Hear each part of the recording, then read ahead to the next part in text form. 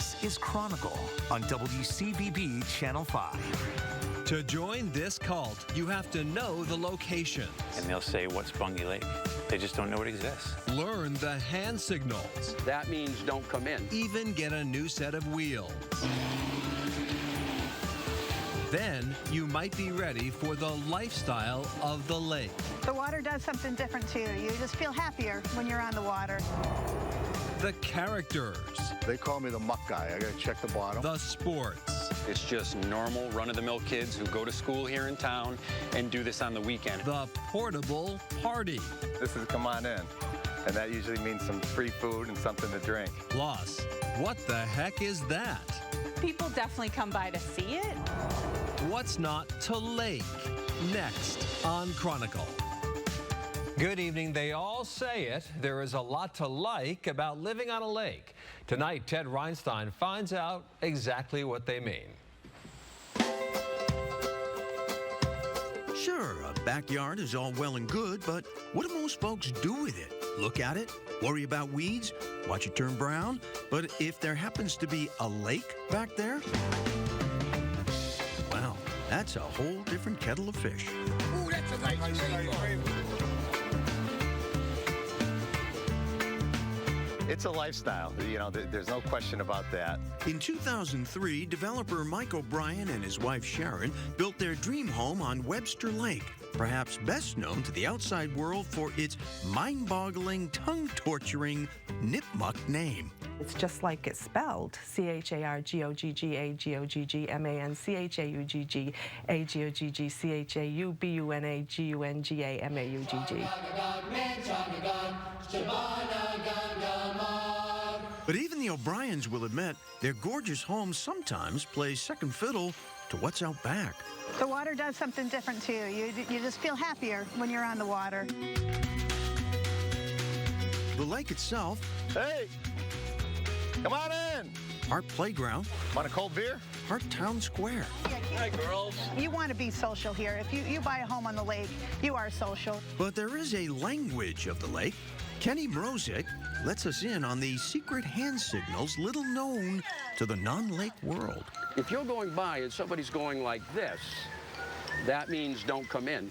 So you watch their hand, and as it starts turning, then they're thinking about taking you in. Then when it gets to this, then you know you're in. This is come on in. And that usually means some free food and something to drink. Apparently, it's all hands on deck at O'Brien's. Their tiki bar, quiet just a few minutes ago, now packed with friends. And then your friends see a couple boats, and the O'Briens are doing something. Then you got 4 boats, then it's 6 boats. But we love it.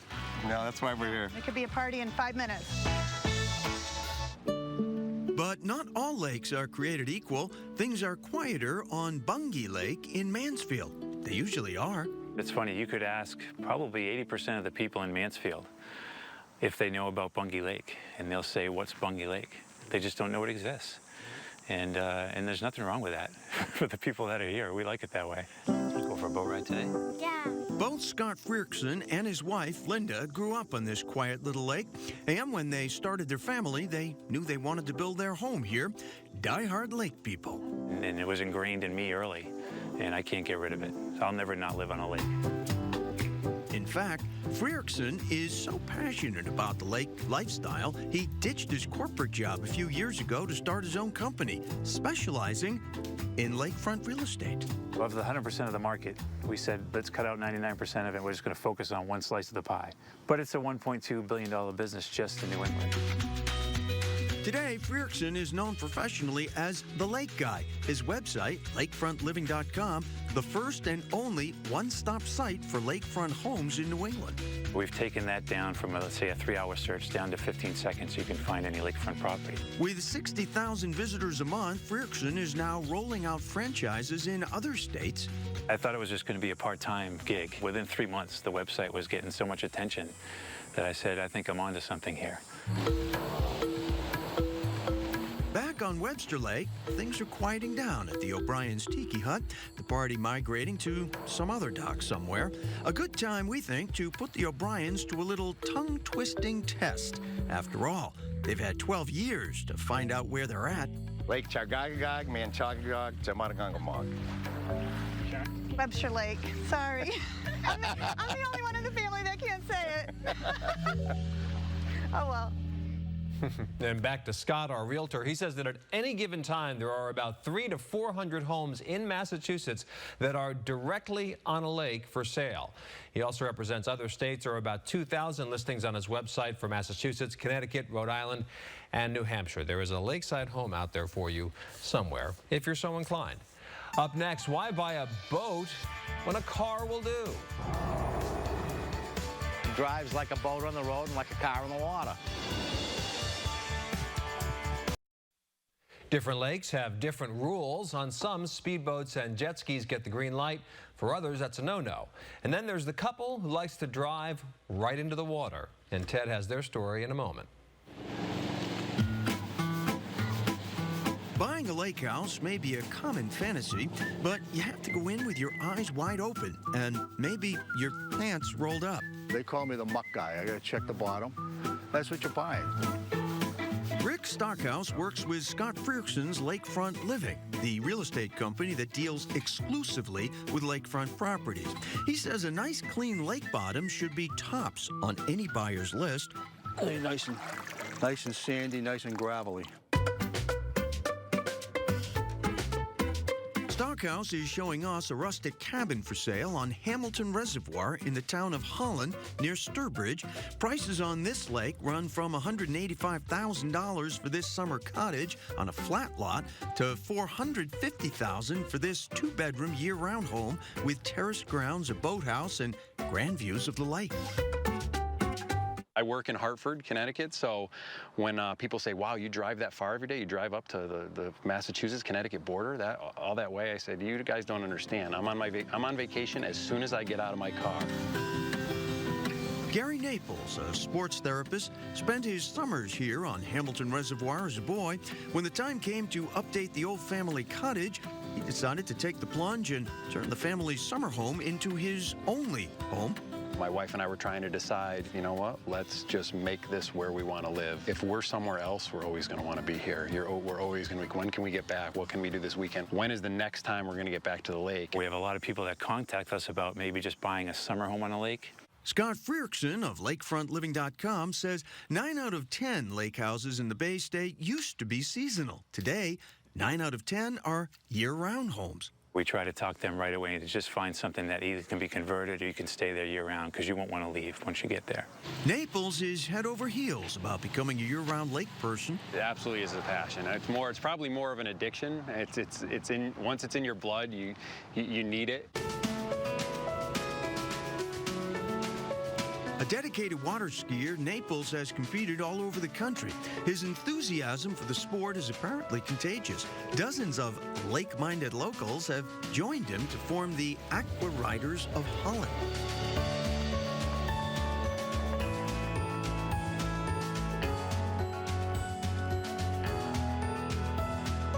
Just normal, run-of-the-mill kids who go to school here in town and do this on the weekend. The Aqua Riders are just one of only 2 water skiing teams in the Bay State.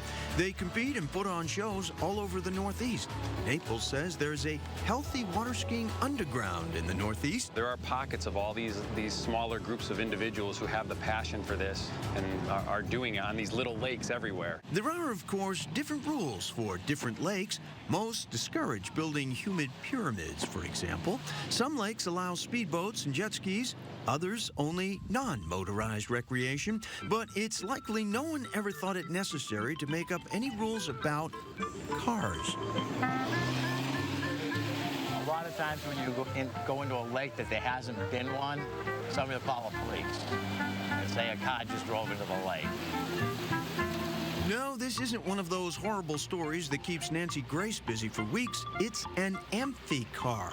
Right now, there's probably somewhere around 500 in the country that are water-worthy. Today, Jerry O'Bara and Laurie Esters are taking their amphicar for a spin in Lake Sabbatia in Taunton. They tell us their vehicle has to be registered as a car and a boat. You have to have an anchor and line, life preservers, paddle, first aid kit. Everything you need for a boat you have to have with you. First introduced at the 1964 World's Fair, some thought amphicars would become the wave of the future. But poor sales sunk this odd duck of an auto after only 1 year. Drives like a boat on the road and like a car in the water. What's the matter with that? You don't have to put it on off the trailer every time you go in the water. You can do 3 or 4 lakes in an afternoon because you don't have to load it and unload it. Well, they have certainly some limitations, but enthusiasts like to call them the fastest car in the water and the best boat on land. One famous enthusiast, President Lyndon Johnson, who had one on his Texas ranch and apparently used to delight in taking guests screaming on down a road into the lake, all the while shouting, "The brakes are out, the brakes are out," to his terrified passengers. President Johnson with a sense of humor. Up next, a burning question. What's the difference between a pond and a lake? I get that question all the time. The surprising answer when Chronicle returns. Lakes draw a lot of attention, and we're not just talking about humans. Ted says these special places need protection, and they're getting it. I first swam in White Pond in 1950. Jim Ricker and White Pond share quite a bit of history. Lived here for 40 years, raised my kids here. This was also the site of our first date. But Ricker's never seen a summer like 2015. This popular swimming hole in Concord was closed much of the season because of an algae bloom. It was a real shock to people here because we've always felt it was a very clean pond. No one knows for sure what's causing the toxic algae. One theory, the pond's being loved to death. There's a private swim beach on one side of the pond, but residents have struggled for years with folks coming in through conservation land to swim off limits in the back cove. It's not really equipped as a swimming beach, really isn't. There are no trash cans and no lifeguards and no restrooms. So it's been an issue when we get hundreds of people coming here, thousands during the course of the summer. Longtime residents Chris and Robert Gerzon have launched a Facebook page, Preserve White Pond. They say it's not about keeping people out, it's about keeping the pond healthy.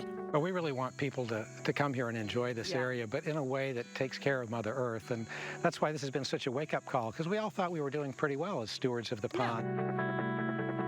Overuse has led to erosion and runoff, but the Gerzons also see larger forces at work.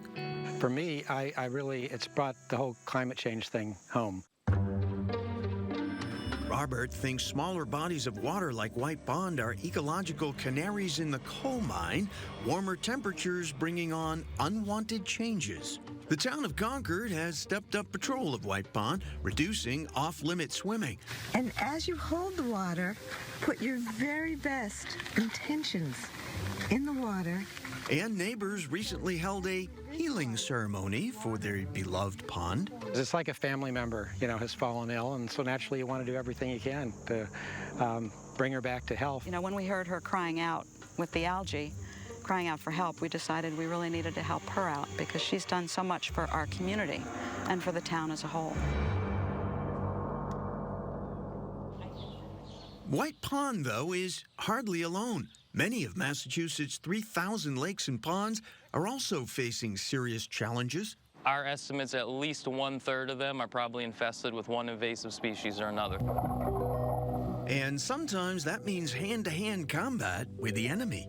This lake, if you can imagine, everything you're seeing here just a short few years ago was completely topped out, covered in Eurasian water milfoil to the point where you could almost walk on it. Tom Flannery of the Department of Conservation and Recreation is on Lake Cochituate, which has shoreline in 3 towns, Natick, Wayland, and Framingham. A few years back, this lake was choked with Eurasian milfoil, making it impossible for boats and unappealing to swimmers. After several rounds of herbicide treatments, divers are now hand-pulling what remains. We went from 150 acres of completely topped out, unusable water to what you see here today, so it's truly a success. All to the good. But one question before we're kicked off the boat, the technical difference between lakes and ponds. I get that question all the time. That's probably #1 question. No, there's no difference. Whoever named it back in the day, named it. You could have a 500-acre place called a pond, and you could have a little 10-acre place called Sunset Lake. It's just whoever named it, plain and simple. Well, there you go. And Lake Cochituate certainly is a success story. The milfoil will never be totally eradicated. Now they say, though, it's just really a management issue. As for White Pond in Concord, they are calling it there the Lost Summer. It is still under a swimming ban. Up next, a concrete curiosity called the Santa Maria. We always wondered where the Nina and the Pinto were. Plenty of people use their lakeside homes only in season, shutting them down when the temperatures plunge. But the trend now is towards year-round living, and the prices reflect that, as Ted found out when he went house hunting.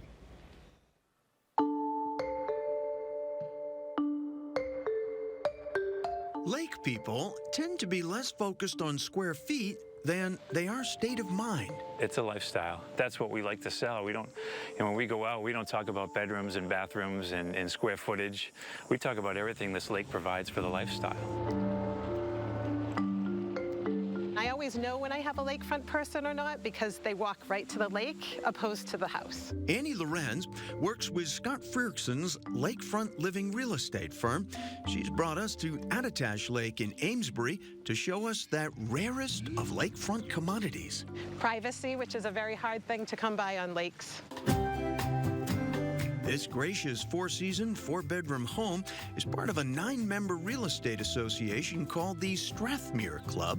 At $750,000, this cottage doesn't come cheap, but then again, current owner Sandy Mosher says living here tends to be easy on the travel budget. You don't have to go on vacation because this is the vacation property. Privacy gets even pricier the closer one gets to the city. This is just such a treasure. We're approximately 8 miles from the city of Boston. It feels like an exclusive lake compound in the North Country, but this elegant retreat is just minutes from downtown, the Upper Mystic Lakes in Winchester. In Upper Mystic Lakes, there's no motorboats. So what that means is that it's quiet, it's clean, and it's safe. Ann Spry of Waterfield Sotheby International Realty shows us around this 4-bedroom estate priced at $3.5 million. The second you drive into this driveway, it's like a retreat without the activity fees. Some lakefront homeowners are fiercely protective of their privacy. But others aren't the least bit afraid of a little bit of attention. People definitely come by to see it. My kids and company have a great time standing on the deck and doing their queen wave. Sure, lots of lake houses have decks, but none like the Santa Maria. Emerging from the forested shores of Lake Menominee up on the Massachusetts-New Hampshire border, this concrete curiosity was built in the 1940s by a priest and used as a chapel. We never knew the man. I just think he was eccentric and thought it was interesting. We always wondered where the Nina and the Pinto were. For the last 50 years, the Santa Maria has been owned by Rebecca Keller's family. Outsiders often don't know what to make of it. I guess if you weren't from this area, you might wonder that it wasn't some kind of souvenir shop or something. Keller tells us her family is not in the least bit eccentric, made up of physicians and other healthcare professionals, but they've never once considered changing their odd abode. That's part of the charm of the house. We would never do anything to change it. But no, we would never change it. That would ruin it. If nothing else, the Santa Maria proves that lakeside living comes in all shapes and sizes. Whatever floats your boat, so to speak. There's always, a match to be made. One of the best parts about what we do is always a year later that we get a call from buyers. And they say, we've been here for a year now, and now we completely understand what you've been preaching about. Because, they come out every morning with their cup of coffee, and they sit on their dock and they have a drink. Or they go out for an evening cruise and a sunset and maybe dinner on a boat. It's a lifestyle, and you get used to it very quick. There's no turning back. And our lakeside friends tell us the language of the house is reversed. The front of the house is the part that faces the lake. The back of the house is where you park and put the garbage out and do those other mundane tasks when you're not enjoying the lake. That is Chronicle for tonight. Thanks very much for joining us. I'm Anthony Everett. Have a good evening. We'll see you tomorrow night.